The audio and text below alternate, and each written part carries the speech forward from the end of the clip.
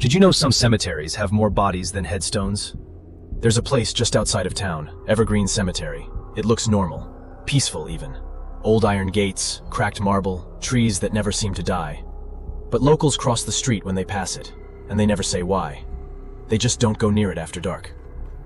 Back in the early 2000s, a teenager named Mark Hensley snuck into Evergreen with a couple of friends. Just a dare. Flashlights, some nervous laughs. Mark wandered off on his own for maybe 5 minutes. When they found him, he was standing still, staring at a grave.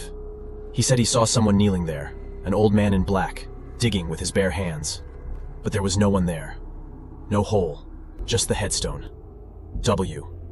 Harlan, 1894. His friends thought he was joking, but Mark wasn't the same after that. He stopped sleeping, started drawing black spirals in his notebooks. He told his mom it felt like something followed him out of the cemetery, something that wanted back in. And then one day, he disappeared. No note, no signs of struggle. Just his shoes, lined up neatly at the gate of Evergreen. That was it. The cops called it a runaway, but the cemetery's old groundskeeper? He said the grass never grew right where those shoes were found. And that wasn't the first time it happened. Here's the part they don't talk about. Before it was a cemetery, Evergreen was the site of a state asylum. In 1872, a fire killed dozens, but the state only admitted to 14 deaths. They buried the rest, quietly, and built the cemetery right on top. They didn't mark every grave. Some are just missing.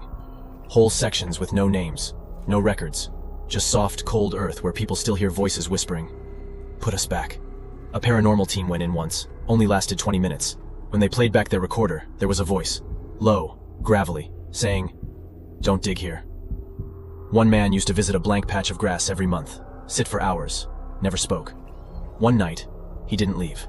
They found him still in the chair, eyes wide, mouth full of dirt. They tried to bury him, but every time they filled the grave, the earth caved in. Now his body's kept in a locked maintenance shed, and at night, the camera pointed at that shed sometimes shows a shadow, pacing. So if you ever find yourself near Evergreen Cemetery, don't stop, because Evergreen doesn't just hold the dead, it keeps what it likes. And the ones it keeps, they dig, quietly, forever.